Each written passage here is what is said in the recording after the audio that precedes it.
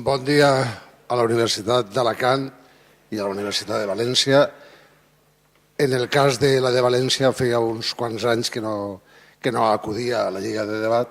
Benvinguts amb doble motiu, com us deia abans en privat, i a la Universitat d'Alacant benvinguts, no heu fallat cap any que jo recorde des de que jo estic en la Lliga. Bé, procedirem primer, com sempre, en els capitans o capitanes, capitans en aquest cas, al sorteig de primer el torn a favor o en contra. Perdó. I a continuació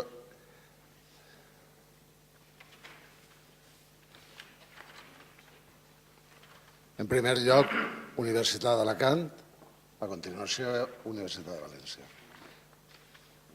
I ara torns a favor o en contra. La mateixa operació, trieu.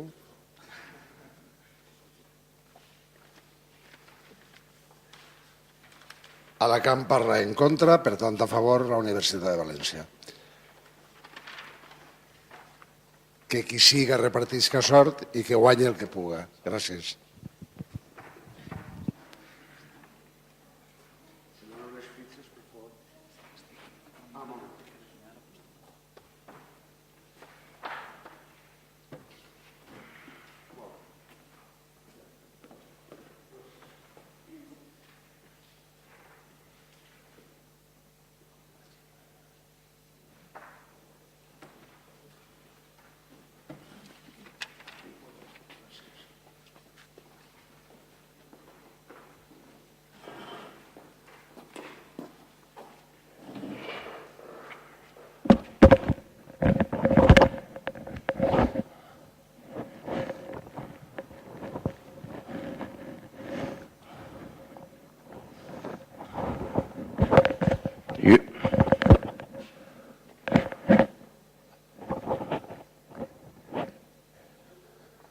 Bon dia, benvolgut públic, assistent, aquí contrari i jurat. Soc Albert Vilaplana, estudiant del màster de professor de secundària a la Universitat d'Alacant, i avui estem ací per debatre si les condicions laborals s'han d'adaptar o no al mercat. I la Universitat d'Alacant diu clarament que no. I diem que no, per què? Perquè les condicions de treball, les condicions del mercat, sovint són utilitzades com a excusa per empitjorar les condicions laborals. En segon lloc, adaptar les condicions de treball a la situació del mercat pot ser contraproduent per a la societat. I per últim, tenir un treball és fonamental, però no sota unes condicions qualsevols. Jaume, per favor. Voldríem començar parlant d'unes ofertes de treball que vam trobar al portal virtual portuguès Gany en Vergonya. Primer exemple. Becària per a botiga, no remunerada i amb disponibilitat immediata. Treballar gratis. En segon lloc, busque un treballador hiperactiu per a una empresa d'exportacions a Lisboa que accepti cobrar 500 euros al mes per 57 hores setmanals. S'obren les paraules i així falta clarament la dignitat.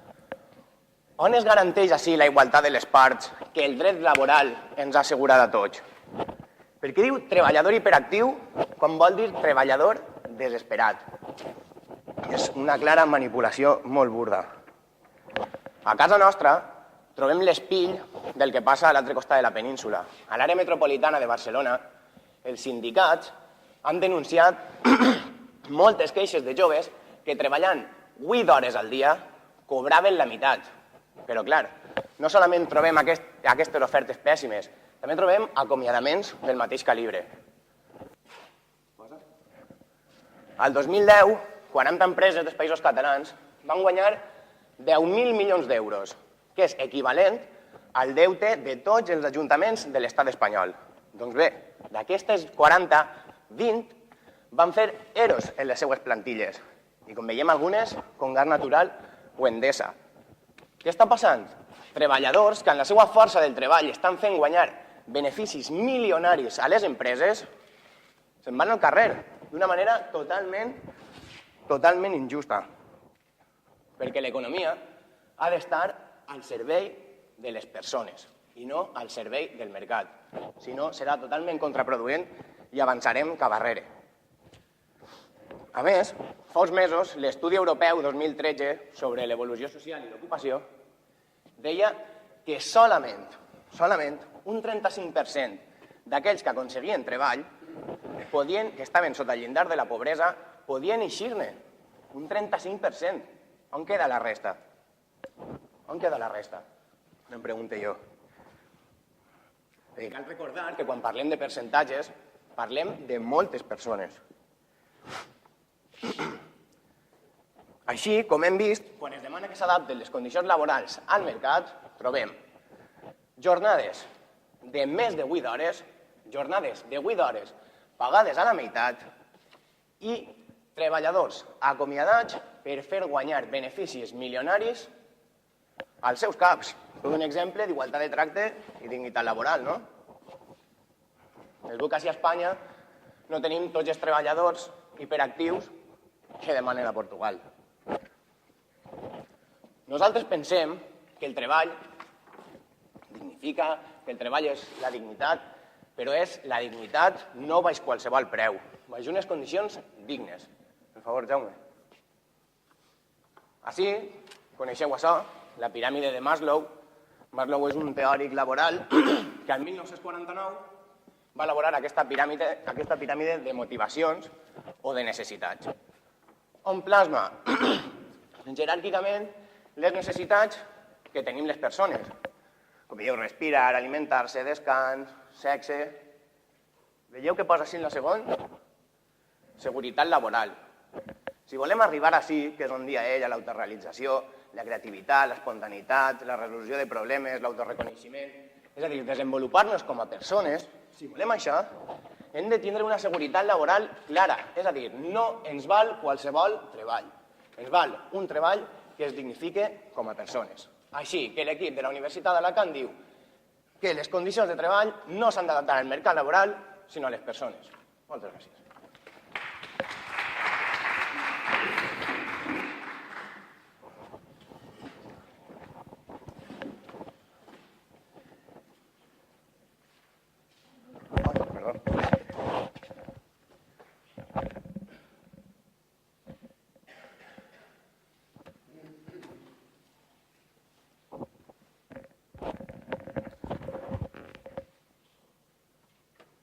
Bon dia, el meu nom és... Joan Marc Femenia i represento a la Universitat de València junt amb els meus companys Alexis Lara, Ana Tomàs, Andrew Jakubov i Lorena Bellido i també els meus companys que estan asseguts. Anem a basar la nostra argumentació a favor de que les condicions s'han d'adaptar al mercat laboral amb un context històric i amb un marc històric, que és la crisi del 73. És una visió alternativa, una visió pragmàtica, i també va ser un punt d'inflexió en la nostra història contemporània. El desordre del sistema monetari, en què es precipità a la caiguda del dòlar i augmentar el preu del petroli. També la guerra del Vietnam afectà l'economia dels Estats Units. I a la fi, Nixon va deslligar el dòlar del patró or en el 1971 i així també vam tindre un desnivell i una inestabilitat de la moneda i el mercat. Posteriorment, l'OPEP va prendre la decisió junt a Egipte, Síria i Tunísia de no exportar més petroli als països que havien recolzat Israel durant la guerra del Yom Kippur, en la que Israel es va enfrontar a Síria i a Egipte i, conseqüentment, augmentar el preu del petroli, un fort efecte inflacionista i una reducció alta en l'economia dels països afectats, que van ser Europa, com tots sabem, i Estats Units en la seva majoria. Conseqüentment, els països deixaren d'utilitzar el petroli com a energia principal i van cercar noves fonts d'energia. Tenim l'exemple de França, que va començar a utilitzar l'energia nuclear, i el Canadà, que va utilitzar la fusta. També els països dominats per Estats Units van prendre el control i a partir d'ara començaran a acumular una enorme riquesa. Veiem a Xina que en aquest punt d'inflexió que vam tindre en l'economia mundial gràcies a la crisi del 73, els països van tenir un fort qüestionament internacional del model econòmic i així també van poder crear treball i van disminuir l'atur en la seva conseqüència. La baixada de la inflació que va produir el petroli va poder fer que la gent pogués consumir més. També vam veure que, junt a aquest argument històric, a partir d'ahir els països es van replantejar la seva economia. Països que fins ara havien estat dominats pels Estats Units van començar a dominar-se per ells mateixos. L'OPEP, que era qui exportava el petroli i era qui de veritat els Estats Units xuplaven, van deixar d'estar dominats per ell. En aquest context històric volem dir que la desregularització que es va produir va ser molt forta i es va tindre que deixar les fortes polítiques d'economia que nugaven als països. Parlarem d'adaptabilitat i parlarem de que les empreses no es poden nugar als governs que els governen perquè la forta demanda dels treballadors a que tinguin una actitud predisposta i al caire en el seu treball. S'han d'adaptar a allò que el comprador demana i no al que el país exigeix. S'han d'adaptar amb unes condicions prou flexibles, parlarem també de flexibilitat, i tot això ho farà el meu company Alexis en la segona ronda. Moltes gràcies.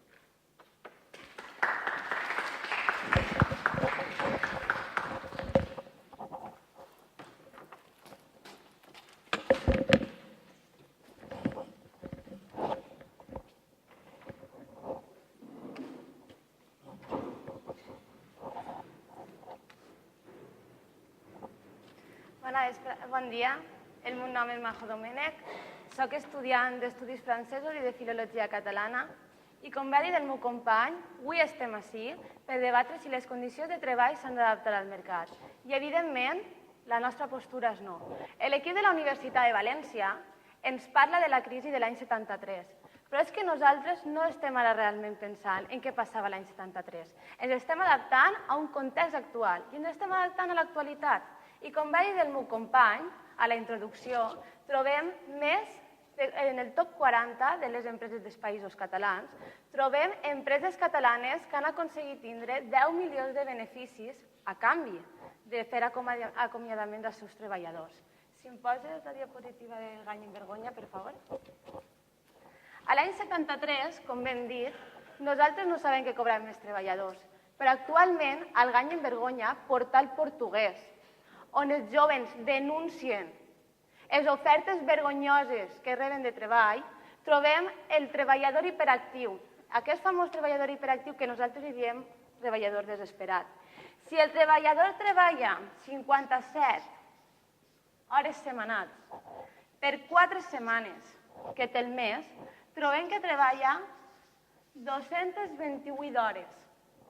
Si a 500 euros que rep per treballar aquestes 228 hores ho dividim entre les 228 hores, trobem que el treballador cobra aproximadament 2 euros l'hora. 2 euros l'hora per vendre la seva força del treball. Nosaltres, així, no estem disposats a viure en l'esclavitud salarial. Nosaltres volem una economia al servei de la societat, una economia al servei dels treballadors i no una economia que únicament es regisca per la maximització del benefici. Endavant. Parlem de mercat, però podria vostè definir aquest concepte? Nosaltres, quan parlem de mercat, entenem el lloc on està l'oferta i la demanda.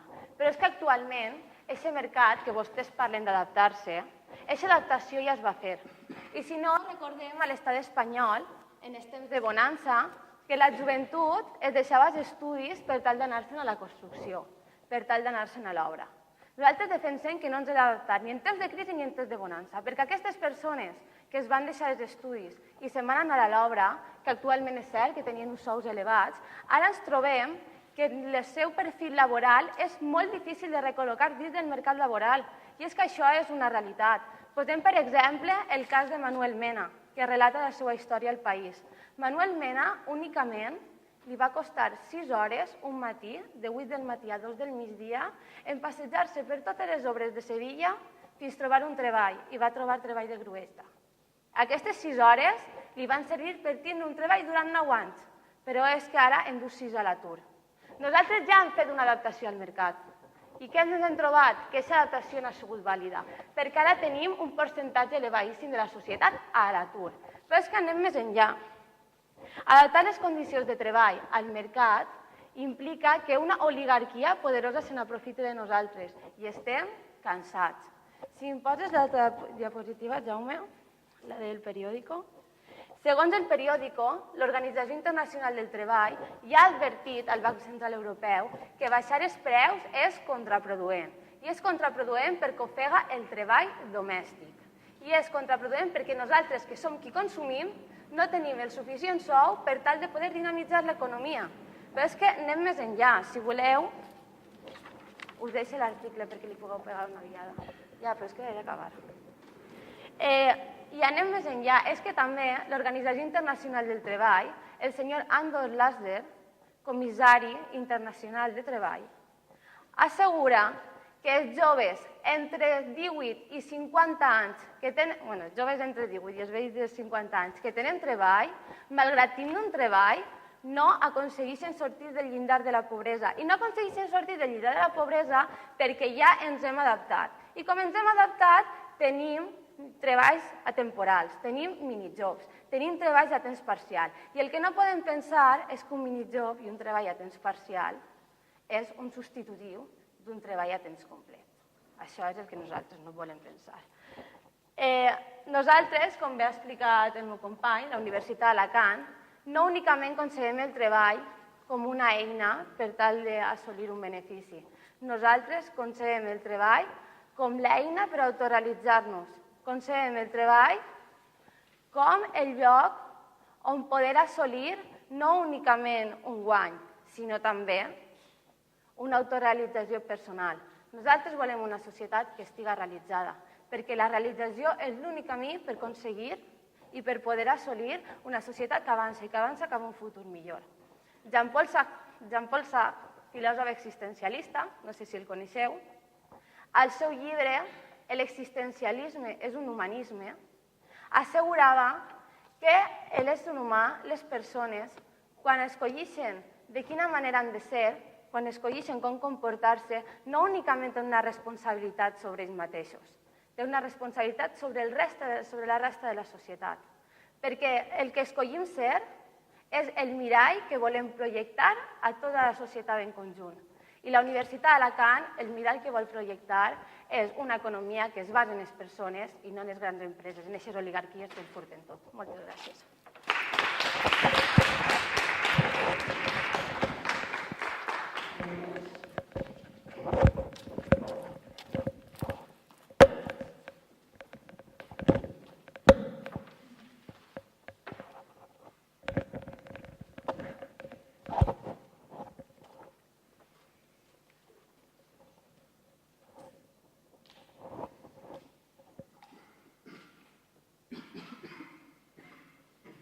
Hola, molt bon dia a tots i a totes. El meu nom és Alexis Lara, soc estudiant de Sociologia a la Universitat de València i vaig a reprendre les paraules del meu company Joan Marc en la defensa a favor de que les condicions laborals s'ajusten a la situació de mercat. Però per això, primer que res, hauríem de diferenciar entre el que és el mercat financer del que és el mercat laboral. Perquè per a nosaltres tota culpa o tot l'origen de l'actual crisi, de les actuals taxes d'ocupació, de les actuals taxes de pobresa o de desigualtats, venen directament, conseqüència directa, de la desregulació, però del mercat financer. I per això anem a posar un exemple molt paradigmàtic, que és el cas d'Islàndia als anys 2000. Islàndia, l'any 2000, comença amb un govern neoliberal, de caire neoliberal, que comença a desregular el mercat financer. Amb aquesta desregulació, 3 bancs d'aquell xico del país es privatitzen. I aquests 3 bancs comencen a invertir en l'exterior. Uns bancs que mai abans de l'any 2000 havien invertit en l'exterior. Demanen 120.000 milions de dòlars. Amb aquesta financiació que obtenen, comencen amb els préstecs, no només a les classes mitjanes, perquè comencen a poder comprar-se una vivenda, sinó també a especuladors i a grans multimilionaris. Els especuladors no només compren una única casa, sinó que en compren diverses, també compren cotxes, xalets, amb l'esperança de poder vendre'ls a un preu superior. Els multimilionaris empresaris també demanen aquests préstecs per a invertir en l'exterior, per la qual cosa l'economia financera es veia mal i també tenim una economia real que no afectava en absolut, perquè els diners s'invertien en l'exterior i no en el propi país islandès. Això provoca al mateix temps una bombolla per tots coneguda, que és la de la vivenda. El preu de la vivenda es multiplica per 2, però també es multiplica el valor de la bolsa per 9. Arriba 2008, la crisi que tots coneguem, es tallen els bancs, es talla el col·lapse econòmic i els bancs perden els estalvis de tots els treballadors. No només això, sinó que també augmenta la taxa d'atur per 3 i tenim el que es coneix com la sociabilització de pèrdues i la privatització de beneficis. Des del nostre equip plantegem la pregunta de què hauria passat si tots aquests diners invertits en el mercat financer s'haguessin invertit en el mercat laboral. O millor encara, per què no se va invertir en el mercat laboral? La pregunta i la resposta està clara. El mercat laboral no era suficientment atractiu per a aquests inversors. Uns inversors que veien molt més clar, més risc invertir en el mercat financer que en el mercat laboral. Per tant, per a intentar que aquests inversors posen els diners en el mercat laboral i no en el financer, hem de fer-lo més atractiu. Com? A través de la flexibilització. Una flexibilització que no entenem si fem el debat des de la perspectiva actual. Una flexibilització que serà imprescindible entendre des d'una perspectiva històrica.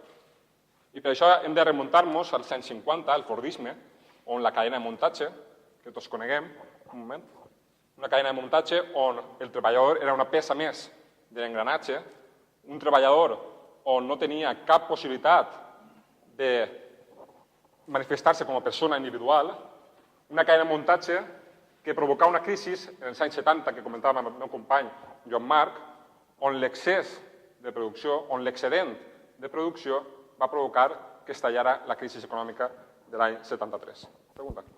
No pensa que si s'adapta els grans empresaris poden embutxacar-se diners?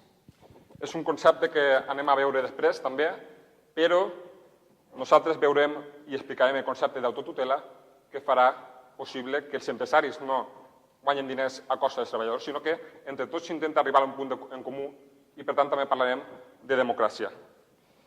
Però no només parlem de Fordisme, anys 70, quan està ja la crisi del petroli, sinó que també parlarem de toyotisme, que és el model que nosaltres anem a defensar.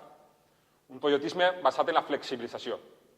Un toyotisme que s'adapta al mercat. Un toyotisme que gràcies a ell podem evitar que cicles econòmics facin que tornen a estallar una crisi com la que vivim als anys 70. Sempre pensant que l'Estat ha d'intentar regular el mercat financer, però desregular el mercat laboral.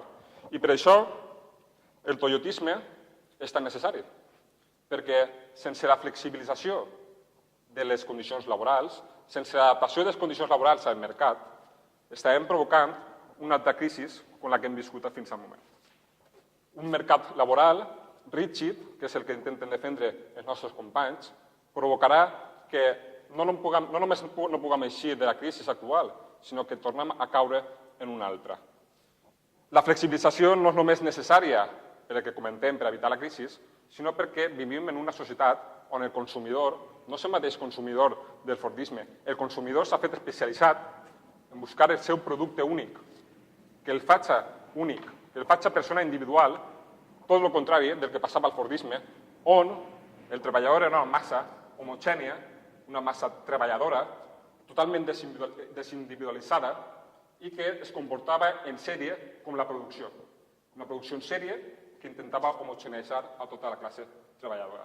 I per això nosaltres defensarem en la següent torn de rèplica el concepte de flexibilització. Gràcies.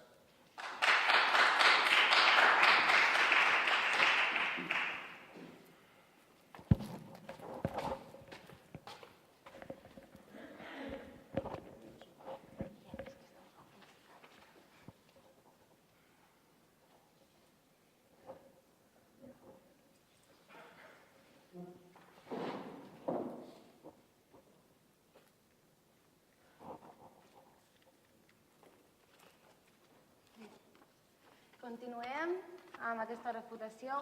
L'equip de la Universitat de València ens parla de Fordisme. Que curiós. De Fordisme. Justament Henry Ford, estem parlant de la mateixa persona. Henry Ford, que va pujar els seus sous als seus treballadors per tal que pogueren tindre més poder adquisitiu. D'això estem parlant, de Henry Ford. Perquè Henry Ford és un exemple de com pujar els sous dels treballadors i com els treballadors tenint unes bones condicions laborals poden també assolir un marge d'autorealització. Però nosaltres anem més enllà. No únicament, quan parlen de flexibilització, nosaltres per flexibilització entenem com les grans oligarquies tenen poder per tal de poder aprofitar-se del nostre treball, del treball dels treballadors i les treballadores. I no únicament parlem a un nivell d'estat espanyol, no. Podríem parlar de les zones industrials franques. Sabem què són les zones industrials franques? Els països, sobretot en vies de desenvolupament, han obert certes zones d'aquest país per tal que les empreses estrangeres, les multinacionals i els lobbies empresarials puguen anar a les empreses a poder posar la seva empresa. En aquestes empreses, com per exemple és Bangladesh o com per exemple és Taiwan, en aquestes empreses no existeix el dret a sindicar-se. No existeix el dret a que els treballadors i les treballadores puguen tenir uns comitès d'empresa que velen pels seus interessos. Això és el que no existeix a les zones franques industrials. Endavant. Parlàvem abans de l'Organització Internacional del Treball. Té vostè constància que l'OIT, en referència al dret de treball, no parla de dignitat, sinó de lo vital? Nosaltres, quan ens hem referit a l'Organització Internacional del Treball, ahir no hem parlat de dignitat.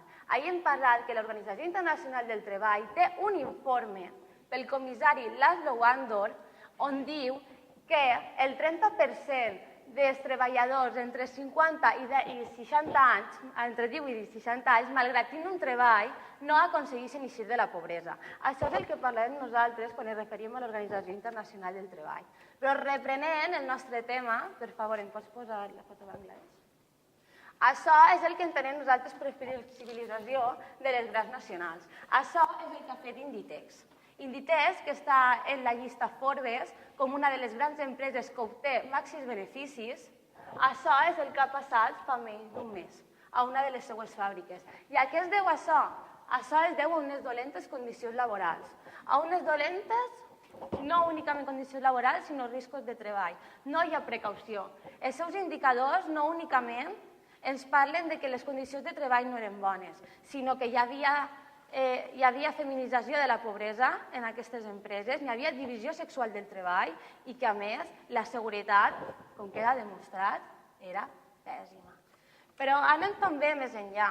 Quan nosaltres parlem de que entenem el treball com una eina d'autorealització, sabem que també existeix aquest percentatge de persones que, malgrat tenir un treball, la seva salut mental és molt pitjor que qui té un treball. I això ho publica l'ABC a un article de farà vora 2 mesos. Les persones que tenen un treball, si tenen unes condicions de treball dolentes, tenen una salut mental pitjor que qui està a l'atur. Vostès han dit que voleu una economia al servei dels ciutadans i no del mercat. Que no formen part d'aquest mercat els ciutadans tant dins de l'oferta i la demanda, que no són ciutadans els empresaris també? Evidentment, els empresaris són ciutadans, no són extraterrestres, evidentment que sí, però els empresaris són qui tenen el poder, els empresaris són les grans oligarquies, no únicament d'aquest país, sinó a nivell mundial, és a dir, no juguem en una igualtat de condicions, els treballadors i les treballadores enfront dels empresaris. És que això no existi mai, tant de bo existira. Resseguint el que anàvem dient nosaltres, si vols, em pots posar la foto dels 10 milions de beneficis de les empreses catalanes?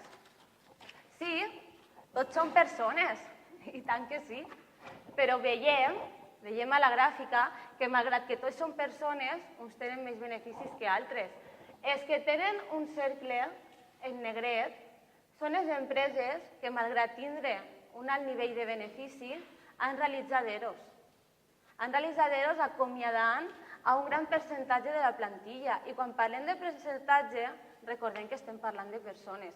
Podem parlar també de l'ERO de Telefònica, que ara no sé si apareix ahir, però l'ERO de Telefònica acomiada el 25% de la seva plantilla. Sabem que és el 25% de la seva plantilla?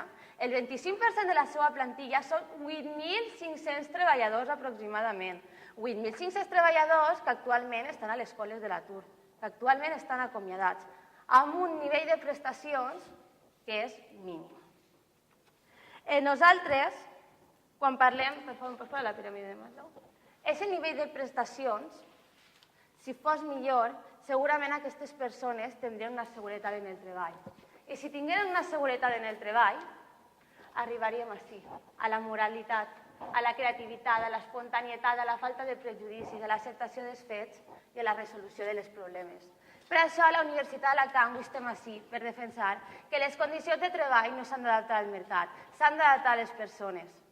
I s'han d'adaptar a les persones perquè nosaltres som qui produïm aquest mercat. Moltíssimes gràcies.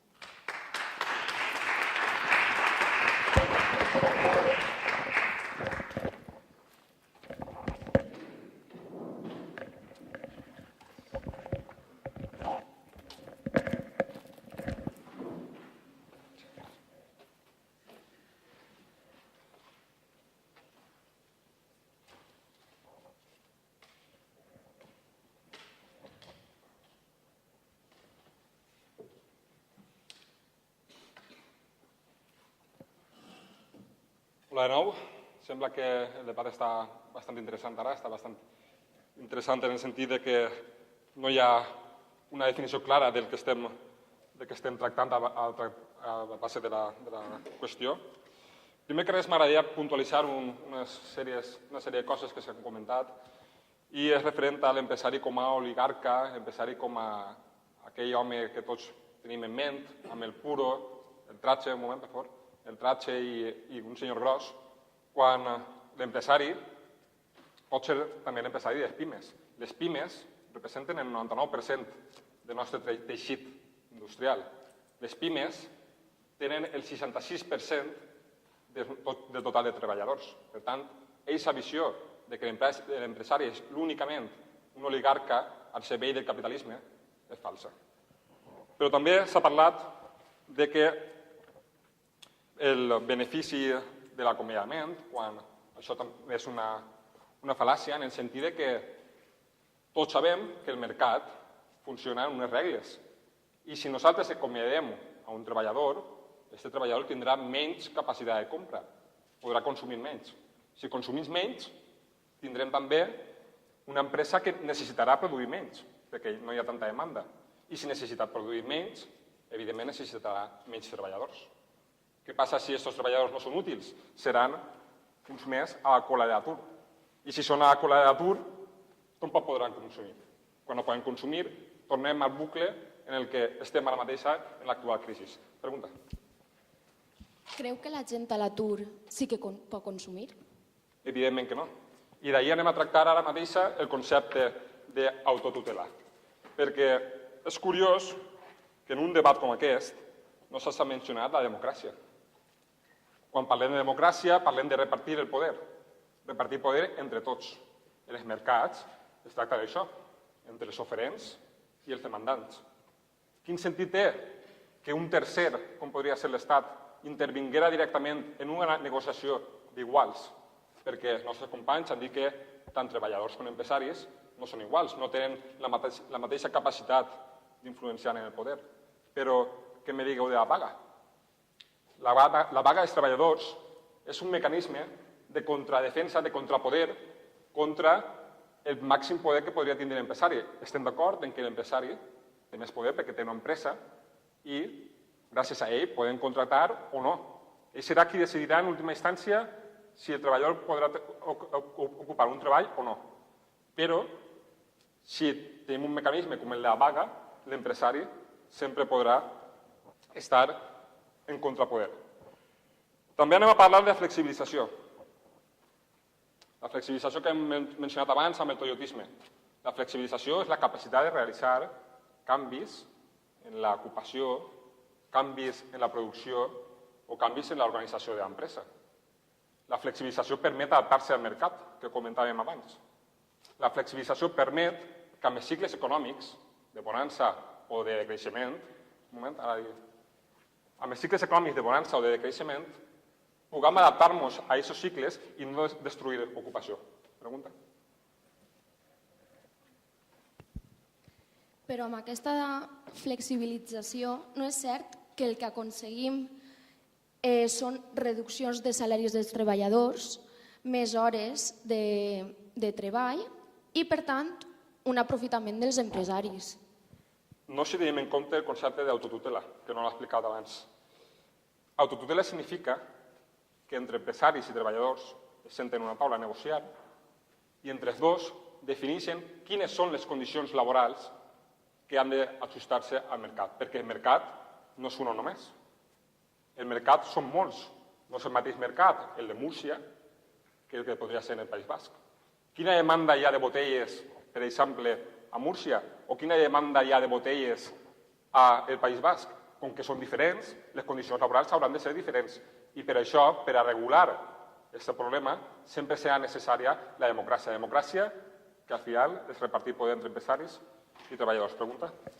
Aquesta negociació entre empresaris i treballadors té lloc dins d'un àmbit igualitari o hi ha una desigualtat entre ambdues parts?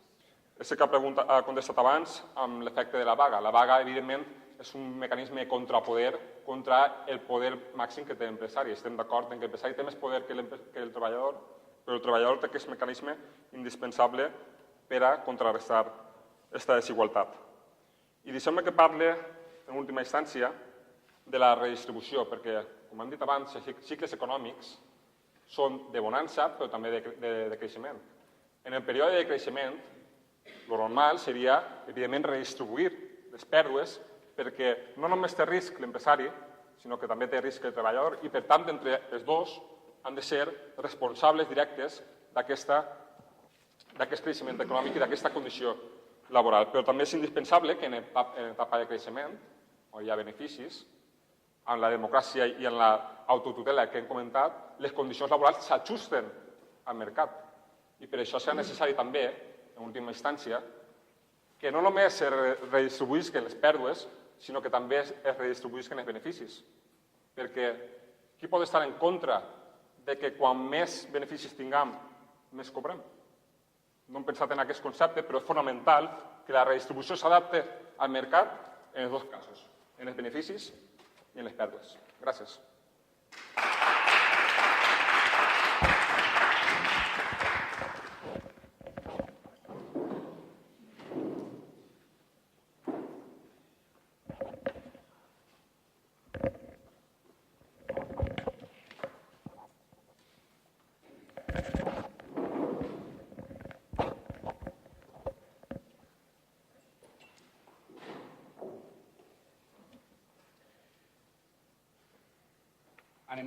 Anem a concloure aquest debat dient que la nostra postura en cap cas arriba als extrems i que sempre el que defensarem seran uns mínims dins del mercat i dins de les condicions laborals.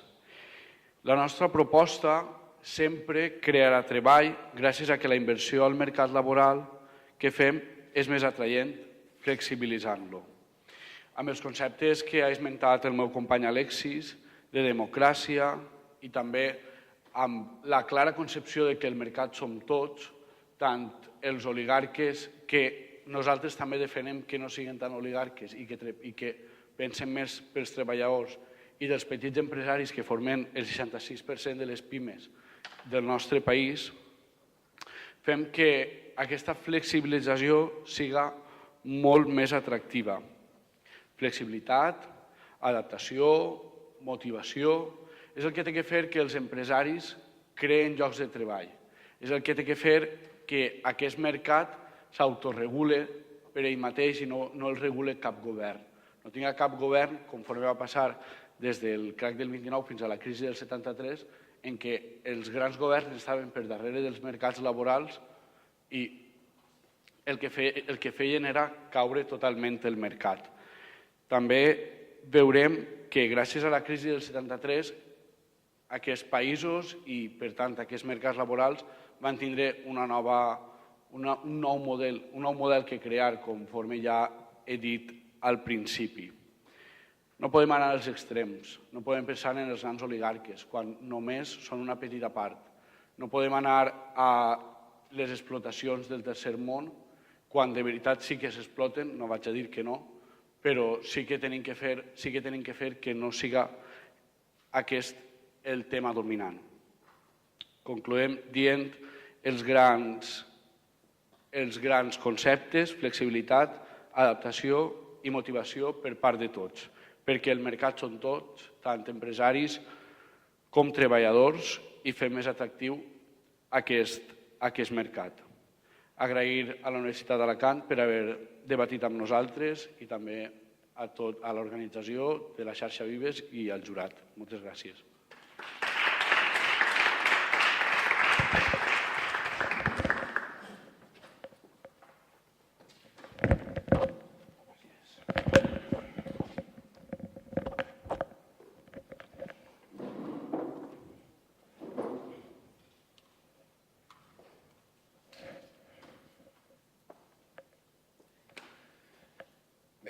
Arribats ací, nosaltres seguim pensant el que hem dit i el que hem repetit i el que hem demostrat. Que volem una economia al servei de les persones, però no com a terme abstracte, sinó a les necessitats de les persones. Hi ha necessitats de pobresa, hi ha necessitats d'ocupació. A aquestes necessitats hem d'anar, no a les del mercat. Com hem vist, casos com el senyor Manuel Mena, que es van adaptar al mercat i que avui tenen un resultat catastròfic, augmentant les llistes de l'atur. Els treballadors, que són la part més feble en el mercat laboral, segueixen perdent en una partida molt mal organitzada que van guanyant els empresaris. Com hem vist, el 35% d'aquestes persones que tenen treball, que aconsegueixen treball i se'n de la pobresa, les altres no poden. Seguim recordant que l'economia no ha de buscar el benefici individual, sinó el bé social i el benefici col·lectiu. I no creiem que aquells que avui treballen més per cobrar menys estiguen d'acord amb totes aquestes excuses de la crisi i la regulació del mercat. Hem vist com Maslow, que el segueixen i l'estudien i el gasten de referència, plantejava aquesta piràmide que jo crec que és prou il·lustradora del que són les necessitats de la societat. Crec que tots tindrem en el cap, per exemple, les morts a Bangladesh i que són unes condicions de treball pèssimes, que esperem que no arribem a aquest país, a aquest punt, però ja hem vist que en l'adaptació de la reforma laboral del 2012 no sé si arribarem o no. Al remat, l'equip de la Universitat d'Alacant diu que amb l'excusa de la crisi, adaptar les condicions del mercat, o sigui, adaptar les condicions laborals al mercat és contraproduent, que les condicions laborals es poden manipular i, per últim, que tenir un treball és fonamental, però no a qualsevol preu. Moltes gràcies.